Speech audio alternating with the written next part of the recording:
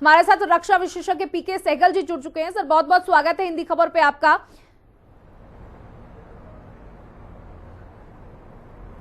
Sir देखिए, इस बार जो हमारी फोर्सेस ने कार्रवाई की है, हमारी फोर्सेस ने जो कार्रवाई की है वो पाकिस्तान के अंदर घुस के की है कि पाकिस्तान ये ना कह सके कि भाई सबूत दिखाई। हालांकि पाकिस्तान कह रहा है कि 8 से 10 लोगों के हताहत होने की खबर है और थोड़ा बहुत कुछ दिक्कत आ गई है, लेकिन हमने सबूत के साथ पेश किया है कि भाई हमारा अटैक इस बार कितना जबरदस्त था।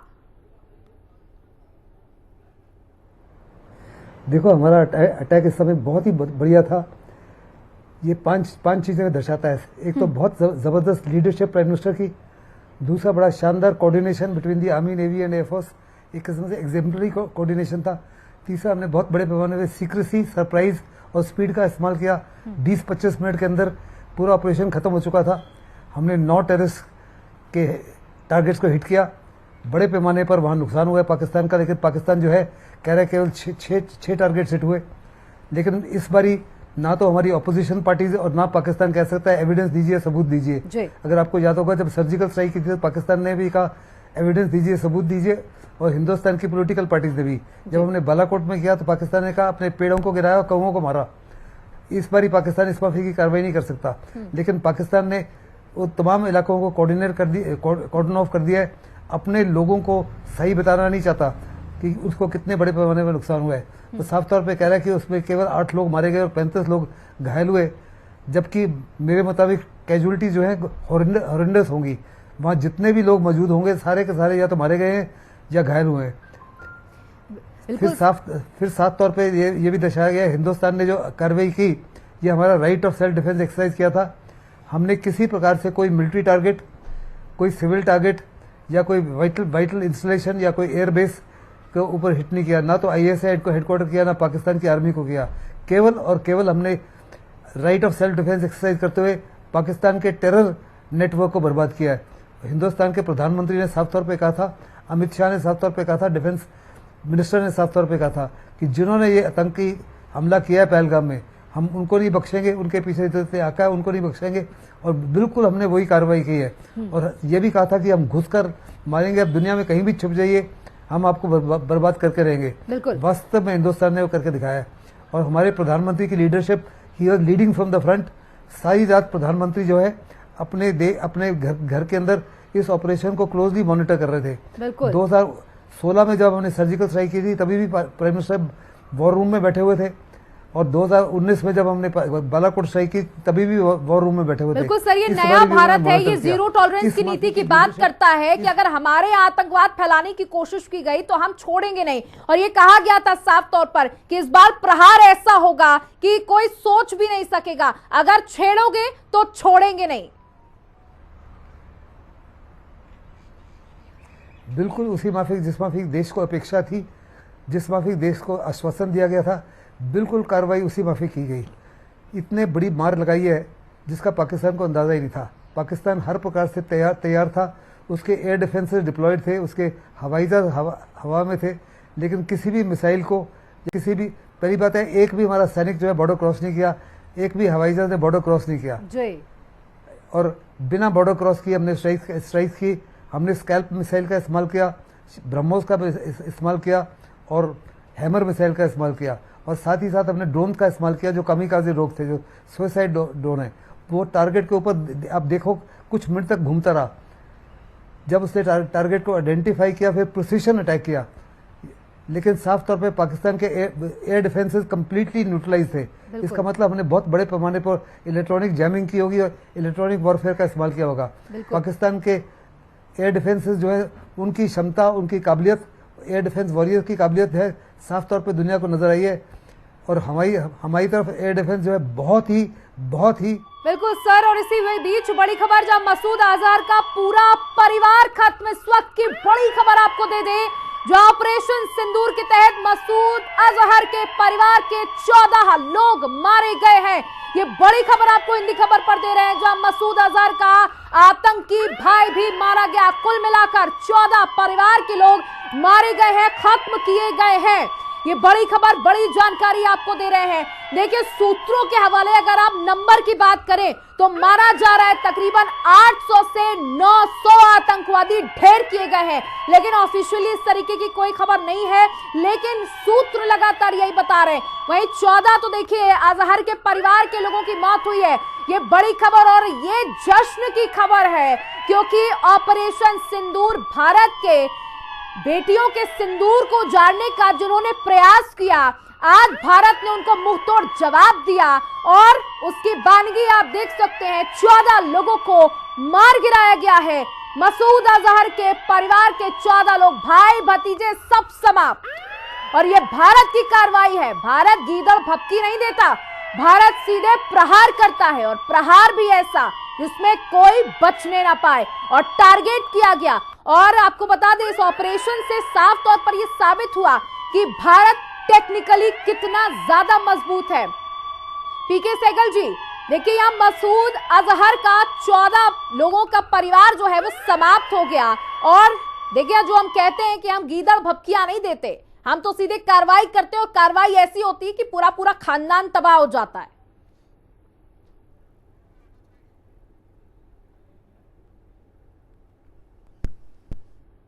की बात है कि जिस आतंकवादी ने बड़े सारे हादसों को अंजाम दिया, कई 100 लोग हमारे देश में मारे गए, उसकी वजह से आज वो हर प्रकार से खत्म हो गया है।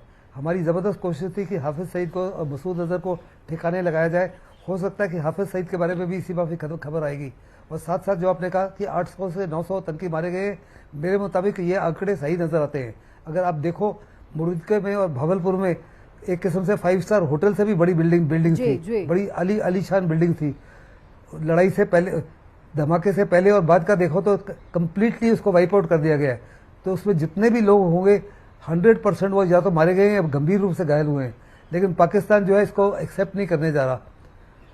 अभी पाकिस्तान जवाबी कार्रवाई क्या करता है, पाकिस्तान के जो डिफेंस मिनिस्टर ख्वाजा जी है वो कह रहे हैं हमने हिंदुस्तान के 5 हवाई जहाज गिरा दिए, जब हमारा कोई हवाई जहाज बॉर्डर क्रॉस ही नहीं किया।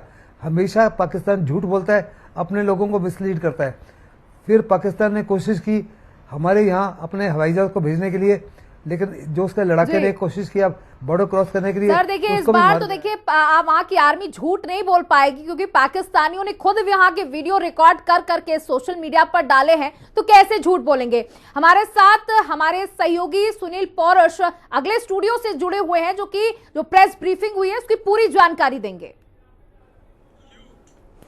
और अब आपको बताते हैं कि देखिए, आतंकियों के इन ठिकानों को, इन अड्डों को किस तरह से भारतीय सेना ने निस्तेनाबूद किया है, खत्म किया है। ये पूरा मैप आप देखिए, ये कोटली का मैप, यहां पर टारगेट 1 से लेकर और टारगेट 9 तक किस तरह से भारतीय सेना ने मिसाइलें दागकर ये पूरा टारगेट आप देखिए। पहले सर्जल में आप देखिए, सर्जल में किस तरह से इस टारगेट को निशाना बनाया गया और भारतीय सेना ने यहां ये टारगेट सेट किया। उसके बाद ये पूरी तरह से जो आतंकियों के ठिकाने थे, ये आतंकियों का अड्डा, ये पूरा इस मैप के जरिए हम आपको दिखा रहे हैं। और यहां पर ये टारगेट सेट किया गया और उसके बाद सीधी मिसाइल दाग दी गई। ये आप देखिए, ये अगर मरकज ताइबा और मुरीदके की अगर बात की जाए तो ये पूरा टारगेट आप देखिए, इसको भी सेट किया गया था। और ये टारगेट सेट करने के बाद इन आतंकियों के ठिकानों को ध्वस्त किया गया, निस्तेनाबूद किया गया। 7:05:25 और समय की अगर बात की जाए तो रात के 1 बजकर तकरीबन 4 मिनट की ये तस्वीरें हम आपको दिखा रहे हैं। और जो प्रेस ब्रीफिंग के दरमियान बताई गई कि किस तरह से ये टारगेट सैटेलाइट के द्वारा ये सारी तस्वीरें हम आप तक पहुंचा रहे हैं कि देखिए, जो कैद हुआ पाकिस्तान का ये मरकज, ये सुभान अल्लाह, देखिए ये बहलापुर की अगर बात की जाए तो यहां पर भी कुछ इस तरह से टारगेट को सेट किया गया था। और टारगेट सेट होने के बाद ये स्थिति तब है जब भारतीय सेना ने सैटेलाइट के जरिए भी इन पिक्चर्स को अपने पास रखा और फिर बताया कि कैसे आतंकियों के अड्डों को, इन ठिकानों को, ये जो पूरा आतंक का अड्डा है, इस अड्डे को किस तरह से खत्म किया गया, ध्वस्त किया गया, ये हम बता रहे हैं। देखिए पहले किस तरह की तस्वीर थी और उसके बाद की तस्वीरें। और सबसे महत्वपूर्ण यह है कि इसमें पहले और बाद की दोनों तस्वीरें सैटेलाइट के माध्यम से दिखाई गई है, ताकि किसी तरह का कोई भ्रम न रहे, देश दुनिया को भी भ्रम न रहे कि भारत ने जो अटैक किया, जो ऑपरेशन सिंदूर किया, उसमें कहीं कुछ ऐसा तो नहीं है, कहीं हवाई बातें तो नहीं है। लेकिन ये देखिए, सर्जल में टारगेट को सेट किया जाता है, आतंकियों के ठिकाने हैं, बड़े ट्रेनिंग कैंप हैं ये आतंकियों के, जिनको टारगेट करने के बाद किस तरह से जमींदोज किया गया है, खत्म किया गया।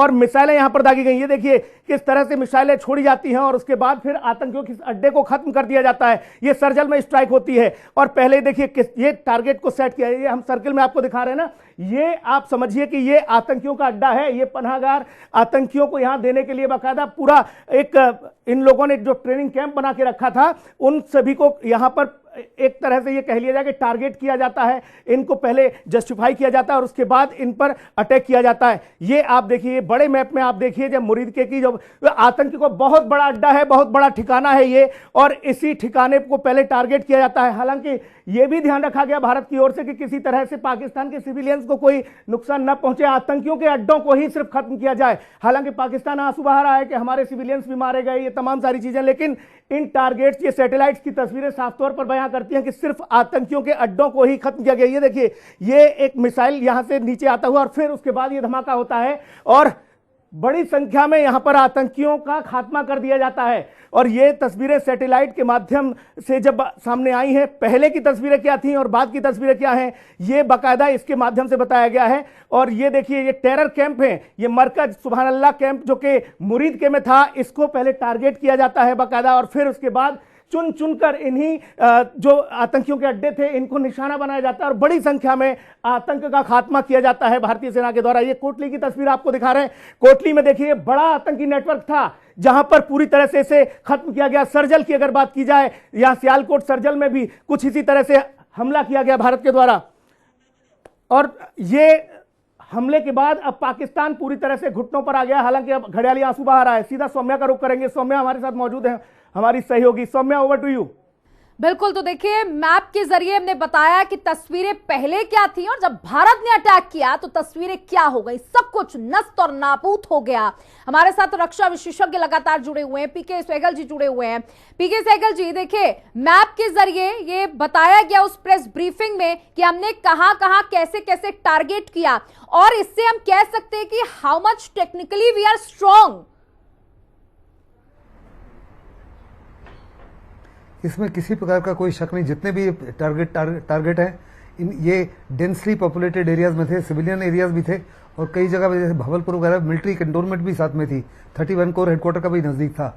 लेकिन जो हमारे प्रिसिशन स्ट्राइक थी इतनी एक्यूरेट थी कि किसी भी सिविलियन को या मिलिट्री वालों को नुकसान नहीं हुआ। इस माफी की क्षमता केवल 2 या 3 देशों में ही है। इसराइल ने दर्शाई है, अमेरिका ने दर्शाई है, हिंदुस्तान ने दर्शाई है, कुछ हद तक रशिया ने दर्शाई है। मुझे नहीं लगता कि चाइना के पास में इतनी प्रिसिशन स्ट्राइक कैपेबिलिटी है। चाइना क्लेम करता है लेकिन चाइना ने किसी युद्ध में हिस्सा नहीं लिया जिससे कि वास्तव में ये प्रूव किया जाए कि चाइना के पास ये काबिलियत है। Hindustan is amongst the 4 Nations in the world जिसने ये साफ तौर पर दर्शाया है कि हम पिन पॉइंट एक्यूरेसी से जिस टारगेट को चुना है उसी को बर्बाद कर सकते हैं और वही हमने किया।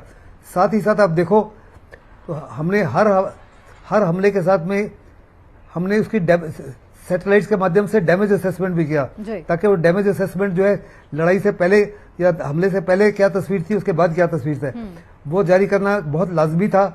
क्योंकि हमारी अपनी पॉलिटिकल पार्टी जो है वास्तव में वो पाकिस्तान के का साथ देती हैं, कहती है हमको प्रूफ दीजिए, हमको सबूत दीजिए, हमको एविडेंस दीजिए। उरी का भी एविडेंस मांगा, बालाकोट का भी एविडेंस मांगा। इस समय बहुत बड़े पैमाने पर एविडेंस सबके सामने है। पाकिस्तान के लोग भी इसके वीडियो बना के जारी कर रहे हैं। बिल्कुल सर, देखिए यहाँ पर एक और बात आपसे पूछना चाहूंगी। इतनी जी, जिस तरीके से देखिए इजराइल जैसे देशों ने पूरा समर्थन किया है भारत का कि भारत का हक है आतंकवाद के खिलाफ इस तरीके का एक्शन लेने का, लेकिन वहीं चीन ने ऐसा बयान दिया, चीन ने कहा कि देखिए भारत का जो एक्शन है वो दुर्भाग्यपूर्ण है लेकिन हम आतंकवाद के खिलाफ हैं। तो ये जो दोहरा चरित्र चीन हमेशा से दिखाता है, इस पर क्या कहेंगे?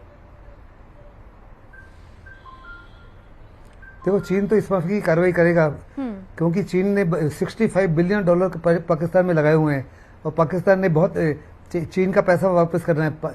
चीन को तो बड़ी जबरदस्त क्या कहते हैं झटका लगा है क्योंकि उसका सीपैक जो है पीओके से होके जाता है और अगर पीओके में इतने 5 टारगेट को बर्बाद किया है तो साफ तौर पर दर्शाता है, ये दर्शा रहा है कि पाकिस्तान की जो पकड़ है पीओके के अंदर वो काफी ज्यादा ढीली हो गई, कमजोर हो गई है। उधर बलूचिस्तान में BLA और तरीके तालिबान पाकिस्तान पख्तूनख्वा में हमले कर रहे हैं।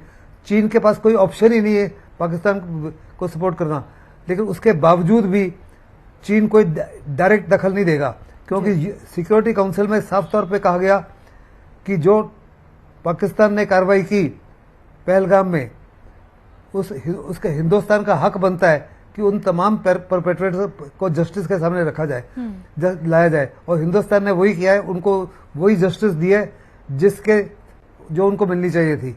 और देश की भी यही अपेक्षा थी, देश की भी यही चाहत थी।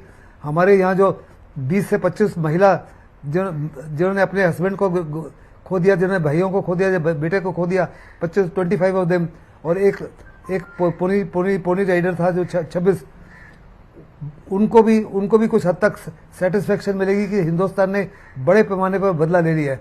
और वास्तव में इसी को निगाह में रखते हुए प्रधानमंत्री ने बड़े सोच समझकर इस ऑपरेशन का नाम रखा ऑपरेशन सिंदूर, जो हमारे प्रधानमंत्री की सेंसिटिविटी और कंपैशन को दर्शाता है और वास्तव में दर्शाता है कि ये ऑपरेशन का नाम कितनी सोच के बाद में प्रधानमंत्री ने चुना।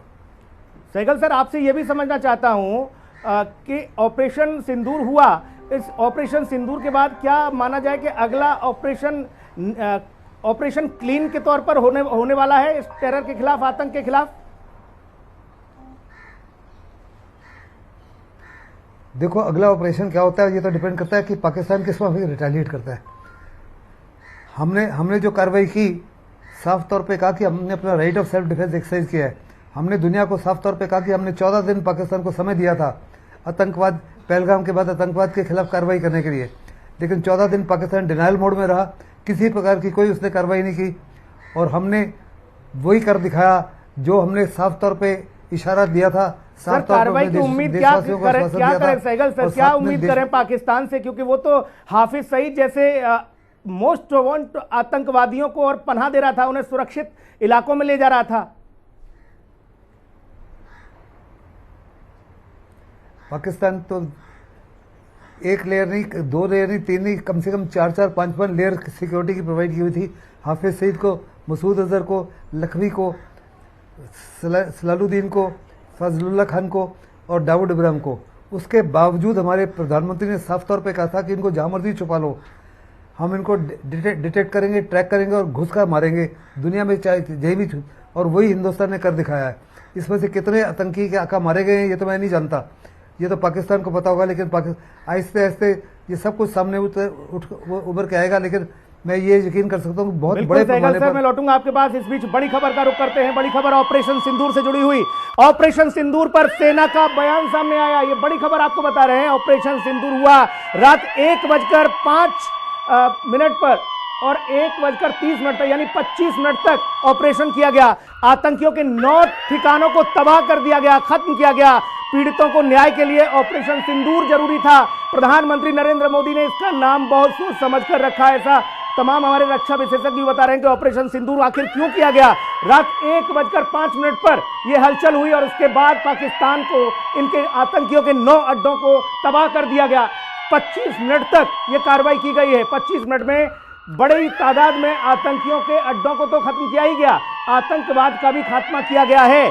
बड़ा आघात पाकिस्तान को अब पहुंचाया है और यही हम बता रहे हैं लगातार। देखिए, 1:05 पर रात को जब सब सो रहे थे, उस बीच भारत ने यह बड़ा हमला किया और 25 मिनट तक यह कार्रवाई की, जिसमें 9 बड़े आतंकी ठिकानों को खत्म कर दिया गया। मिसाइलें दागी गई और बड़ी संख्या में तबाही मची। पाकिस्तान चीखता चिल्लाता रहा, लेकिन अब पूरी दुनिया देख रही है कि भारत ने किस तरह से प्रतिकार किया जब उस पर हमला किया है। और इसीलिए कहा भी जाता है कि पहले हम छेड़ते नहीं, लेकिन बाद में छोड़ते भी नहीं। सहगल सर हमारे साथ लगातार मौजूद हैं, लेकिन सहगल सर आपके पास आऊं, जम्मू कश्मीर से हमारे सहयोगी मोहम्मद मुकर्रम भी मौजूद है। मुकर्रम, अभी वहां पर क्या कुछ हलचल है, आप जहां मौजूद हैं? जी, जम्मू कश्मीर की अगर बात करेंगे तो जो सरहदी जिले हैं वहाँ पे माहौल तनाव है, जंग छिड़ी हुई है। जो आर्टिलरी फायरिंग चल रही है बॉर्डर या सरहदी जिलों पे, चाहे पुंछ हो, रजौरी हो या क्या कहते हैं उसको, कुपवारा हो, उड़ी हो और बारामूला हो, लोग परेशान और बेहाल अपने घरों से निकल रहे हैं जो कि सरहदी जिलों के करीब रह रहे हैं। हालांकि जो मैं वीएन में हूं इस वक्त, सिक्योरिटी फोर्सेस आप मेरे पीछे देख सकते हो किस तरीके से लगे हुए हैं। अभी जो अनआइडेंटिफाइड फाइटर जेट यहाँ पे है, उसका जो मलबा है उसको कलेक्ट कर रहे हैं। इंडियन एयरफोर्स की टीम, इंडियन आर्मी, सीआरपीएफ की टीम लगा दी गई है बाहर, जो कि बाहरी गर्द कर रही है। लेकिन तनाव माहौल जंग सा, अब तो जंग छूट चुकी है, जंग भी क्या वहां जो स्थानीय लोग बाद हैं उनको भी कुछ हिदायत दी गई है मुकर्रम? क्योंकि सेना जी का हम साफ तौर पूरा पर देख रहे हैं किस तरह से पहरा है, तो वहां के स्थानीय लोगों को क्या हिदायत दी गई? जी साफ तौर पर जो स्कूल्स हैं वो बंद कर दिए गए हैं, मैक्सिमम स्कूल्स, और खास तौर पर जो श्रीनगर इंटरनेशनल एयरपोर्ट जो बिजी रहता था वो कैंसिल कर दिया गया। आज जितनी भी फ्लाइट्स है वो कैंसिल कर दी गई है, वो इंडियन एयरफोर्स ने अपने कब्जे में लिया है फिलहाल। और जितने भी नॉर्दर्न यानी बॉर्डर एरियाज के स्कूल्स है, कॉलेजेस है, वो बंद कर दिए गए, एग्जाम्स पोस्टपोन किए गए। लोग जो बॉर्डर इलाकों में है वो अपने घरों से निकले हुए हैं और सेफर जगह पे जा रहे हैं, क्योंकि पाकिस्तान जो अनप्रोवोकिंग फायरिंग कर रहा है, जो कि भारत ने उनको सबक सिखाया रात को, बैलिस्टिक मिसाइल, उनके टारगेट्स, उनके जैश लश्कर तैयबा के जो हेड ऑफिस है उनको टारगेट किया है। लेकिन कहीं ना कहीं इस पूरी तरीके से बिल्कुल जो मुकर्रम, यहाँ आप पे बने माहौल है रहिएगा। तनाव। समीक्षा से भी एक टिप्पणी ले लेते हैं जल्दी से। समीक्षा, आपके पास क्या कुछ अपडेट है? फिर मैं सहगल सर के पास जाऊंगा। देखिए, सबसे बड़ी बात यही सबके मन में विचार था कि आखिर किस तरह से पाकिस्तान के ऊपर मिसाइलें हैं और किस तरह से हमला लिया गया। तो फिलहाल मिली जानकारी के अनुसार भारत ने जिन हथियारों का इस्तेमाल किया था उसमें भारत ने पर्शियन एयर स्ट्राइक्स की मदद से आतंकवाद पर गहरा प्रहार किया है, और इसमें स्कैल्प मिसाइल, हैमर बम का इस्तेमाल किया गया था। और साथ ही खबरें कि समीक्षा रोकूंगा, इस बीच बड़ी खबर का रुख करते हैं। इस वक्त की एक और बड़ी खबर ऑपरेशन सिंदूर से जुड़ी हुई। ये बड़ी खबर पूर्व आर्मी चीफ मनोज नरवणे का पोस्ट सामने आया है। ऑपरेशन सिंदूर पर नरवणे ने पोस्ट किया, ये बड़ी खबर आपको बता रहे हैं। और पिक्चर अभी बाकी है, मनोज नरवणे इस बात को कह रहे हैं। और तमाम प्रतिक्रियाएं जो आ रही हैं उसमें हमें यही ज्यादातर सुनने को मिल रहा है कि ये तो पिक्चर है भाई, अब ये तो ट्रेलर है, अभी पूरी पिक्चर बाकी है। ये हल्की बूंदाबांदी है, मूसलाधार बारिश बाकी है, पिक्चर अभी बाकी है, ये भी कहा गया है। पूर्व आर्मी चीफ मनोज नरवणे ने पोस्ट किया है। हमारे साथ तमाम मेहमान लगातार बने हुए हैं, एक के बाद एक हमारे सहयोगी भी मौजूद हैं ग्राउंड जीरो पर। सहगल सर, पिक्चर अभी बाकी है, ये तो अभी शुरुआत है, ये तो महज ट्रेलर है। और कहा तो ये भी जा रहा है कि हल्की बूंदाबांदी है भाई, मूसलाधार बारिश ओलों के साथ बाकी है। देखो, हिंदुस्तान ने साफ तौर पे कहा कि जो अभी हमने कार्रवाई की है ये तो हमारा right of self defence exercise करना था। पूरी दुनिया हिंदुस्तान के साथ खड़ी है कि हम अगर पाकिस्तान ने इस माफी कार्रवाई की तो हमारा राइट ऑफ सेल्फ डिफेंस बनता है कि हम उनके खिलाफ इस माफी कार्रवाई करें। और इसीलिए अब हमने ऐसे टारगेट चुने जो वास्तव में आतंकवाद से जुड़े हुए थे। और हिंदुस्तान ने साफ तौर पे कहा था कि हम हमेशा के लिए ये आतंकवाद जो पाकिस्तान की तरफ से आता है इसको खत्म करेंगे। अभी डिपेंड करता है कि जो पाकिस्तान की तरफ से रिटेलियन किस तरह की आती है। पाकिस्तान की रिटेलिएशन को देखते हुए हिंदुस्तान जो है उससे 10 गुना ज्यादा रिटेलिएशन करेगा। लेकिन हिंदुस्तान जो है क्योंकि जंग में देखिए नुकसान दोनों ओर से होता है, लेकिन सबसे महत्वपूर्ण यह है कि आज कौन किस पर भारी पड़ रहा है। पाकिस्तान को लाख समझाया गया, लाख बार उसे हिदायत दी गई, भारत ने इतना धैर्य रखा, इतना पेशेंस रखा, लेकिन बावजूद इसके पाकिस्तान मानने को तैयार नहीं था। और इसीलिए कहा जाता है सर, पाकिस्तान तो वही स्थिति पैदा करता है जो कुत्ते की पूंछ वाली होती है, वो कभी सीधा नहीं हो सकता। इसलिए भारत ने ये पहला प्रतिकार ऑपरेशन सिंदूर के नाम से लिया। सर,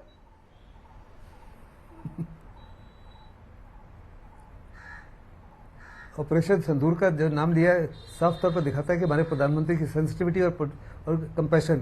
वो साफ तौर पर जानते हैं कि जिन महिलाओं के हस्बैंड को मार दिया गया, जिनके पतियों को मारा, उनके आंसुओं को मिटाने के लिए बहुत लाजमी था कि ऐसा ऑपरेशन का नाम दिया जाए जो वास्तव में यकीन करेगा कि अगर उनका सिंदूर बर्बाद हुआ तो हमने पाकिस्तान के भी बड़े सारे लोगों उनकी औरतों का भी सिंदूर गायब कर दिया है। बिल्कुल सर, बिल्कुल जाहिर तौर पर सर, आप बने रहिएगा सर, दोबारा लौटूंगा जल्द से जल्द आपके पास। बस अभी कुछ क्षणों के लिए रुकेंगे।